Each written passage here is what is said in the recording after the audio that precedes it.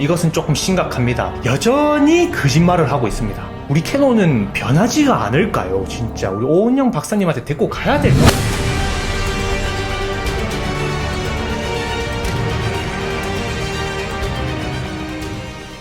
반갑습니다. 장비병 환자 여러분, 장비병 환자 장병환입니다. 오늘은 저번 영상에 이어서 1DX 마크 3 실질적인 사용기 리뷰를 조금 해보려고 합니다.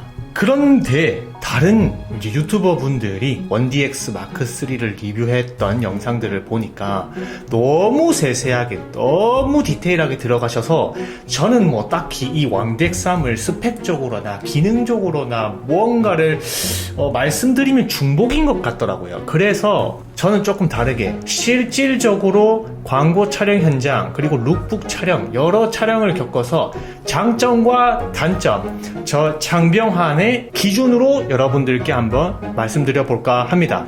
다른 데서는 한 번도 얘기하지 않은 그런 단점들도 저는 굉장히 눈에 많이 띄어서 이런 부분들은 왕덱3 구입을 고려하신다면은 이 영상의 리뷰는 굉장히 큰 도움이 되실 거라고 믿습니다. 먼저 장점부터 훑어보겠습니다. 장점은 사실 몇 가지 없어요. 제가 쓰는 기준에서 제가 쓰는 환경에서는 저는 무엇보다 미러리스보다는 DSLR을 좋아하는 입장으로서 요 정도 스펙이면은 사실상 무리가 없는데 이 영상을 보시는 분들은 아마 그 정도는 뭐 다른 카메라도 다 되잖아 라고 하실 수 있으니까 별로 궁금하시지 않으시다면은 바로 단점으로 넘어가 주셔도 감사드리겠습니다. 자, 첫 번째 장점 역시 캐논의 조작성, 특히나 제일 마음에 들었던 분 당연히 스마트 컨트롤러죠. 새로 생긴 이 스마트 컨트롤러의 기능은 초점 포인트를 보다 원활하게 이제 스무스하게 손가락으로 슥슥 저으면 되는 이 부분은 가히 혁신이라고 볼 수 있을 정도로 저를 만족시켰습니다. 확실히 써보니까 진짜 이것은 제발 플래그십들에게만 넣어달라는 그런 간곡한 부탁을 하고 싶을 정도로 엄청나게 편리했다. 그리고 굉장히 촬영 템포를 빨리 올려주기 때문에 이제는 이게 없으면 못 살 정도로 편해진 것 같습니다. 정말 아주 편한 그런 혁신적인 기능이라고 볼 수가 있겠네요. 자, 두 번째는 DSLR인데 라이브 뷰 성능이 미쳤다. 역시 캐논. 캐논이 제일 잘하는 게 듀얼 픽셀 AF죠. 보급형에서도 다 들어가 있고요. 중급형에도 다 들어가 있고 이런 플래그십 라인에는 더 좋은 듀얼 픽셀 AF가 들어가 있죠. 그렇기 때문에 DSLR인데도 불구하고 미러리스만큼의 AF 성능과 아주 부드러운 그 측거점 이동이 저는 진짜 역시 캐논은 이 액정 촬영 즉 라이브 뷰 촬영에는 진심이다. 다른 이제 우리 니콘 쪽보다는 훨씬 더 편리하게 사용할 수 있고 좋은 디테일을 보여주는 캐논이었습니다. 심지어는 제가 광고 촬영 현장에서 이제 출연진이 뛰어오는 모습을 저 조명을 터뜨려 가지고 이제 한 8연사 정도를 했습니다. 동조 속도, 조명의 동조 속도 때문에 8연사 정도로 라이브 뷰로 촬영을 했는데도 단 한 장도 핀을 놓친 게 없더라고요. 왜 뷰파인더로 이렇게 찍지 않았냐면은 단점 부분에서 말씀드려 볼게요. 세 번째는 바로 센서 성능입니다. 센서 성능은 이 바디가 처음 나왔을 때가 이제 EOS i6가 나오기 전이었죠. 예전에는 다이나믹 레인지에 대한 생각이 그렇게 없었어요. 저는 이제 레인지는 왜냐면 스튜디오 촬영이 주로 많았고 레인지가 뭐 카메라의 성능을 무조건 좌지우지한다는 그런 그 정도의 입장은 아니었거든요. 근데 이제 D5를 그래서 썼던 거고 요즘에는 이제 좀 약간 극한 환경에서 촬영하는 일이 조금 많아졌어요. 이제 뭐 저번에도 캠핑 촬영을 하러 거의 뭐 산 고분지 엄청나게 높은 산에 올라가서 뭐 구름 위에서 촬영을 했거든요. 근데 이제 하늘이 너무 구름에 덮인 나머지 아무것도 안 보이더라고요. 너무 흐린 날씨여가지고 그럼에도 불구하고 그냥 촬영을 했는데 나중에 후반에서 하이라이트를 내리니까 제가 절대 제 눈에 보지 못했던 그 구름의 결, 디테일들이 마구 살아나면서 와, 이 정도라고? 캐논은 원래 좀 사골 센서잖아요. 물론 이제 신센서를 창작했지만은 이제 사골 센서를 워낙 오래 썼으니까 근데도 엄청난 성능을 보여주는 그 결과물을 보고 이제는 진짜 센서는 사골 센서라는 말은 정말 흑역사로 없어진 그런 느낌이 강하게 들었습니다. 이 1DX 마크3의 센서는 하나도 실망시키지 않았다. 오히려 어마어마했다. 라고 볼 수가 있겠습니다. 자, 요 정도까지입니다. 장점이 요 정도까지라고 보시면 될 것 같습니다. 아, 별거 없죠? 여태 나오는 바디들도 다 이 정도까지는 다 되잖아요. 자, 단점에 대해서 바로 가보도록 하겠습니다. 이것은 조금 심각합니다. 바로 먹통입니다. 촬영 중간에 뜬금없이 먹통이 돼요. 그냥 작동을 안 해요. 웃긴 거는 액정, 라이브 뷰는 움직입니다만은 셔터가 안 눌리고요. 조리기가 안 되고요. 전원이 안 꺼져요.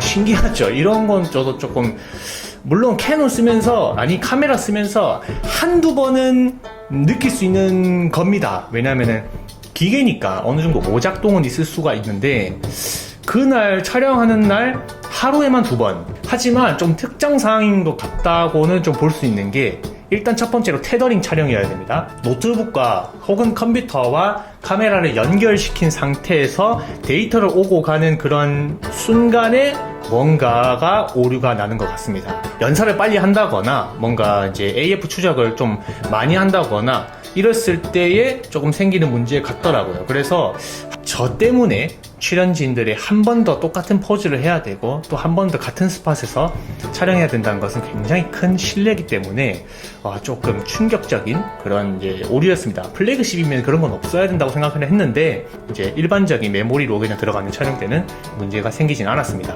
하지만 그래도 니콘 쓸 때는 한 번도 이런 일이 없었죠. 네, 조금 아쉽습니다. 자, 세 번째는 역시 캐논답게 구라핀입니다. 구라가 쩔은 아주 그냥 여전히 거짓말을 하고 있습니다.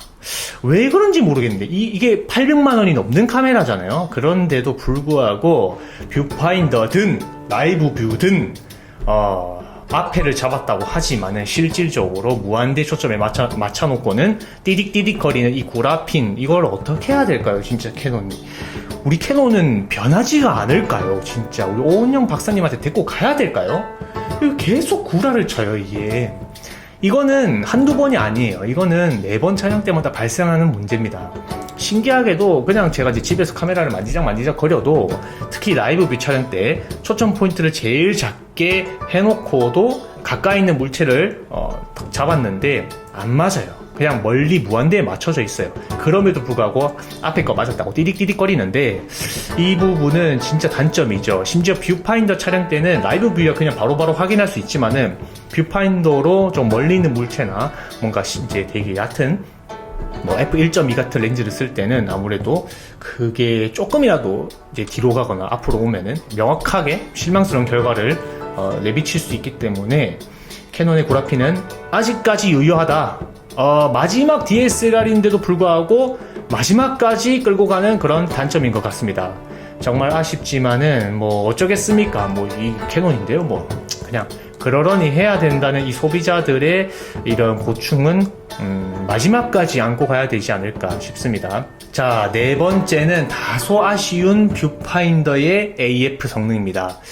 왜 이게 아쉽냐면은 제가 예시로 조금 보여드린다면은 뷰파인더에 대고 이제 트래킹 서버 AF를 켜고 동체 추적, 즉 트래킹을 하면은 빠르지 않아요. 뭔가 제가 역체감이 생겨서 그런 것 같습니다. D6, 니콘의 D6를 쓸 때는 미쳤다고 말할 수밖에 없는 그런 AF를 보여줬던 반면 얘는 왜 이렇게 D5처럼 한 박자 늦게 따라가는 걸까요? 아니 이게 나중에 찍어놓고 핀이 맞았고 안 맞았고를 떠나서 파인더 내에 보이는 이 AF 표시가 비사체를 한 박자 느리게 따라간다. 이거는 조금 많이 아쉬운 AF 성능을 보여줬습니다. 다만 라이브 뷰 촬영 시는 미쳤다고 할 수 없는 그런 성능을 보여주는데 뷰파인더 촬영은 오히려 1DX 마크2와 비슷하거나 약간 조금 더 나은 수준이라고 볼 수 있고 뭔가 완벽히 퍽 따라가는 것이 아니라 따라가고는 있네라고 느낄 정도의 아쉬운 AF 성능을 보여줬습니다. 다섯 번째는 백라이트입니다. 이 왕덱3이 백라이트 기능을 넣은 게 최초인지는 제가 지금 확실히는 모르겠는데 캐논 이미지상으로는 이 백라이트가 들어온다는 것을 굉장히 큰 그런 이제 기능으로 얘기를 하더라고요. 백라이트 기능은 들어오면 좋죠, 당연히. 특히나 밤에 야간에 촬영하시는 분들이나 혹은 은하수 촬영이나 뭐 이렇게 굉장히 험한 환경에서는 백라이트가 되게 중요하죠. 근데 백라이트가 뭐 많이도 들어오는 것도 아니에요. 뭐 메뉴 버튼 2개랑 밑에 있는 여기 뭐 재생 버튼 확대 뭐 그런 버튼들만 조금 들어오는데 뭐 이게 뭐 엄청난 거라고 자랑을 해놨지만은 중요한 건 그게 아닙니다. 들어온다는 건 중요한 건데 시도 때도 없이 켜지는 이 백라이트. 아니 백라이트를 켜고 끌 수 있으면 얼마나 좋아요. 근데 얘는 메뉴만 들어가면 맨날 켜져요. 그냥 메뉴만 들어가면 켜졌다. 그 촬영하려고 셔터 버튼 누르면은 꺼지고 다시 메뉴 누르면 들어왔다가 꺼지고 들어왔다가 꺼지고. 내가 켜고 싶을 때 켜고 싶다니까 왜 주간에도 네 마음대로 켜지는지는 정말 이해가 안 되네요. 뻔하죠. 또 그렇게 되면은 백라이트 하나가 안 들어오면은 고쳐야 된다고 하면은 막 전면 다 갈아야 된다더니 뭐 이런 소리 하기 뻔하기 때문에 이 왜 그렇게 해놨는지 모르겠습니다. 이거는 좀 뭐 펌웨어로 안 되려나? 심지어 이거 최신 펌웨어입니다. 공식 캐논 가서 업데이트를 한 것인데도 불구하고 이상하게 시도 때도 없는 백라이트를 보여준다는 점 이상합니다. 800만원짜리입니다. 자, 마지막 단점 어디 갔냐? 타임랩스 인터벌 촬영. 아니 어디 갔습니까 이거? 이 고가의 바디 안에 왜 타임랩스와 인터벌 기능이 없죠? 제가 그 산 고원지에 가서 구름이 이동하는 것을 타임랩스로 좀 찍으려니 없어요. 그런 기능이. 어디 갔나? 아니 내가 못 찾은 건가? 내가 엄청나게 찾았거든요. 사진 모드에서도 찾고 뷰파인더 모드에서 찾고 영상에서도 찾고. 아니 오마포 있었잖아. 오마포는 내가 확실히 기억하고 제가 그걸로 촬영도 몇 번 했는데 아니 이게 어디 갔어? GPS 달고 뭐 블루투스 달고 와이파이 달면 뭐해? 인터벌이 하나 없는데 아니 이런 기능 하나 왜 안 넣어줘? 진짜 어이없게. 얘는 더 이상 급 나누기 할 게 없잖아요. 얘가 최고 기종이잖아. 근데 왜 급 나누기 하는 거예요? 이상하네. 만약에 진짜 여러분들 인터벌 기능이 있었다면은 캐논 정말 죄송합니다. 제가 못 찾았던 것 같습니다. 그러나 저는 틀리지 않았다고 생각합니다. 없어요. 인터벌 촬영 없습니다. 오마포는 인터벌 촬영하고 그걸 동영상으로까지 만들어주는데 얘는 없어요. 타임랩스도 없어요. 진짜 이런 치사하다 진짜. 너무하네. 에이씨. 그렇습니다. 여기까지 제가 느낀 단점들이었습니다.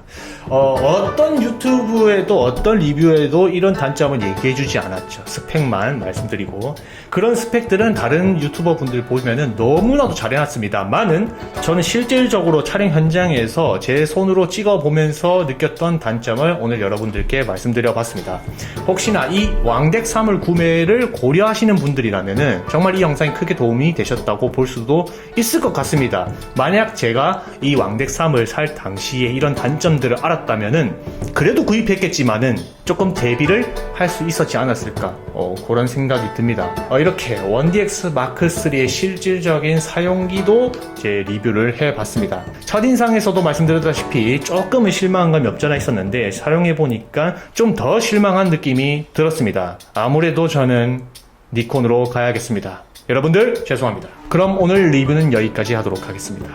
시청해주신 여러분들께 모두 감사드리면서 구독과 좋아요 한 번씩 눌러주시고 다음 영상으로 찾아뵙도록 하겠습니다. 감사합니다. 실망이다, 실망.